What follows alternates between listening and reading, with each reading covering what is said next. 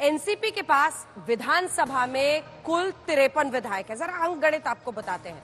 अजीत खेमा दावा कर रहा है कि उनके पास 40 से ज्यादा विधायकों का समर्थन है। अब ऐसे में यहां आप ये समझिए कि अगर अजीत पवार को दल बदल कानून से बचना है तो 2/3 विधायकों का समर्थन उन्हें चाहिए होगा।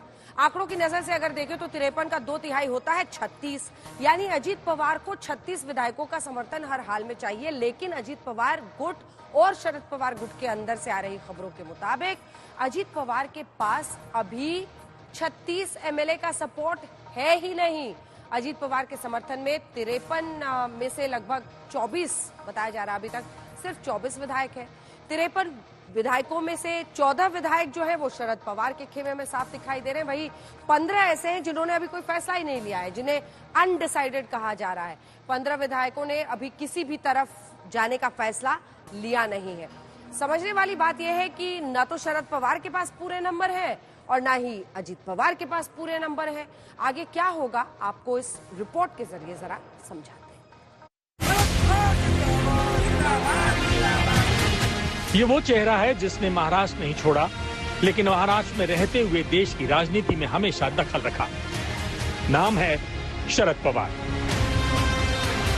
चाहे यूपीए की सरकार रही या फिर एनडीए की मौजूदा सरकार, शरद पवार के सियासी कद को सीधी चुनौती किसी ने नहीं दी।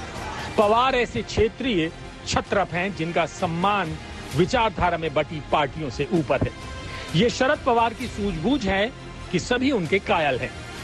बीते दिन अजित पवार की बगावत के बाद शरद पवार की पार्टी और उनके सियासी भविष्य को लेकर कई सवाल उठने लगे।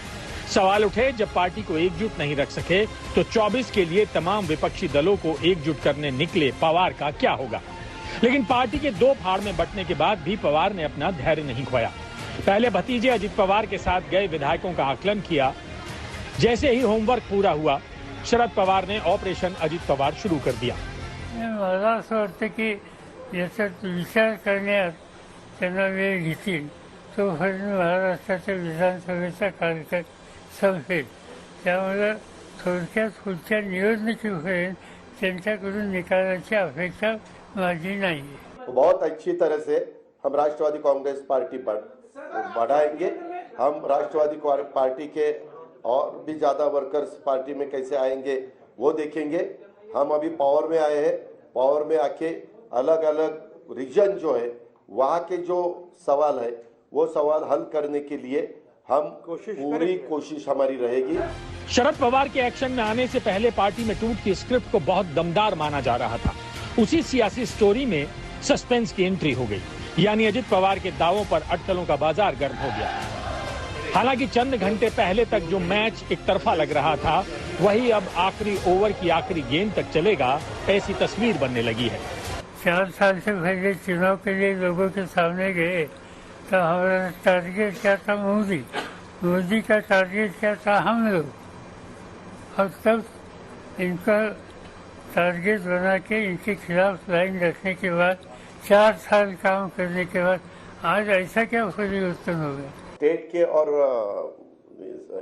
देश के जो चुनाव है उसके बारे में हम साथ साथ जाना चाहते हैं और इसीलिए महाराष्ट्र के डेवलपमेंट के लिए और देश और मजबूत होना चाहिए और आगे जाना चाहिए।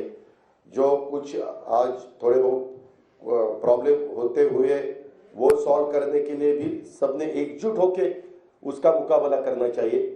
इसी माध्यम से हमने सबने मिलके ये डिसीजन लिया है। पार्टी के नाते हमने ये डिसीजन लिया है। यानी अजित पवार की बगावत और पार्टी को दो फाड़ से बचाने के बीच में अब शरद पवार खड़े हैं।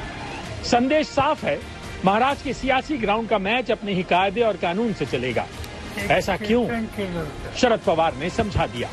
आम्ही लोकांनी कष्ट केले, या सगळ्या तरुणांना योग्य दिशा दिली, कार्यक्रम दिला, तर माझी खात्री आहे की 2 ते 3 महिन्याच्या प्रयत्नानं सगळं महाराष्ट्राचं चित्र राष्ट्रवादीला अनुकूल करण्याच्या संबंधीची। भतीजे की बगावत के बाद अब शरद पवार क्राइसिस मैनेजर बनकर बैठे हैं। इसका मतलब अजित पवार के साथ साथ एनसीपी को सरकार में शामिल करने वाली बीजेपी को भी पता है, क्योंकि राजनीति के अखाड़े में मोदी और शाह से सजी पूरी टीम को साल 2019 में पवार ने चारों खाने चित कर दिया था। इस बार भी पवार पूरी तरह कॉन्फिडेंट है। उन्हें भरोसा है कि बगावत की आग को बुझा देंगे, यानी भतीजे को सबक सिखा देंगे। बार बार शरद पवार यही बोल रहे हैं कि बगावत से निपटना आता है।